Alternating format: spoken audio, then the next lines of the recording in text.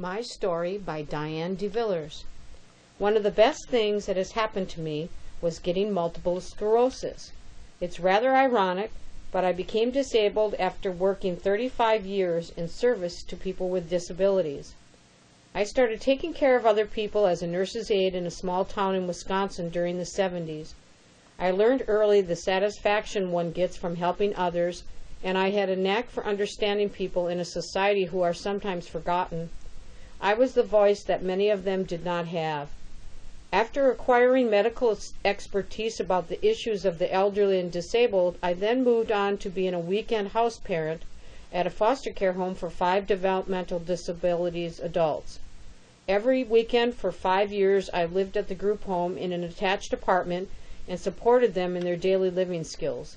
After that, I moved to Eugene, Oregon, and applied at the University of Oregon Semi-Independent Living Program to be a community outreach worker for the developmentally disabled who lived in their own apartments. I was lucky to be hired by a group of professionals who had been instrumental in starting the movement of people with disabilities out of the Fairview institution. The people I supported needed assistance to make it on their own. I saw myself as a big sister who was around for moral support and to help them cope with life outside institutions where they had been incarcerated for so long. During that time, I received the Direct Care Service Award from the ARC, which is a national organization that advocates for people with disabilities. 10 years after that, I received the ARC Local and State Award for a lifetime of service to people with developmental disabilities. It was within a year of that award that I had to step down from my position. It is rather ironic that I would one day be disabled myself. The people I've supported have taught me well about survival and how to adapt to the life of a person with disabilities. This deep passion I felt for this work that led to my difficulty at having to give up my life's work. I was forced to resign my position. I suffered more severe symptoms of MS, which were debilitating back pain, difficulty with balance, falling, and vertigo, and finally the use of my right leg. Retiring was not as easy as I thought it would be. It took 2 years of counseling to allow myself to see this transition as a gift and to let go of the bitterness I felt at having to give up my life's work. My symptoms began in 1992 when I started falling down, but I was undiagnosed until 2006. I had kept falling and re-injuring my leg and ankle. My doctors first thought I had sympathetic nerve dystrophy. First it was my ankle, then my lower leg became numb. My foot was dropping and tripping me. I finally was told I had MS after I had an MRI and spinal tap to verify for sure. My response to finding out I had MS was sheer relief. Yes, relief to finally find out what was wrong with me. I was experiencing extreme fatigue and felt weird vibration sensations when standing on the floor, much like a tiny earthquake that only I could feel. I was also extremely affected by heat, so in the summertime I experienced heat exhaustion symptoms. Because my foot dropped, I got a brace on my lower leg and I started using a cane as I was experiencing dizziness and nausea. Then on October 30th, 2007, my life as I knew it changed. I hurt my right leg again and the whole leg went numb and no longer worked. I also experienced the new intense nerve pain in my back and sciatic area. The pain was so debilitating that I could no longer perform my work requirements. Now I only walk with a cane for limited distances and use my power chair when my back's real bad.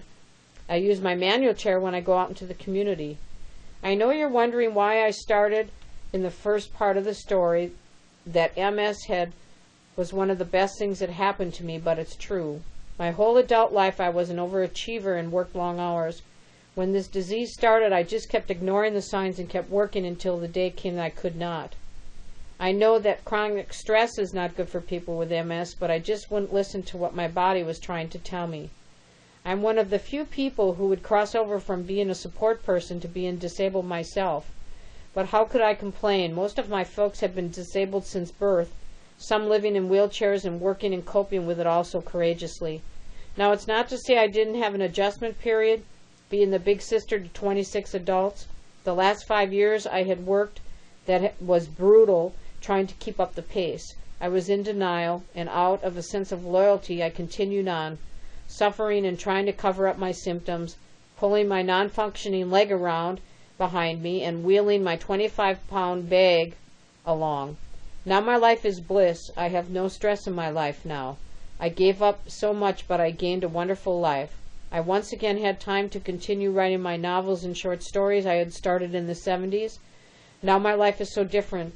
It's all I ever wanted. That's the name of my new novel. I also bought an 80-gallon water tank and filled it with soil and am growing less vegetables on my driveway. My companion and beloved Mark has been at my side for 16 years. He loves me completely and now takes care of me, and I allow him to help me, a big change for Miss Independent. When I was first hurt and could not stand up in the shower, he got into the tub with me and held me up so I could shower. For the several months I had to stay in bed, he was there to cook and do all the housework. Having my soulmate in my life is another reason I'm so blissful. Now I'm able to cook him luscious meals, and I await his key in the door every night.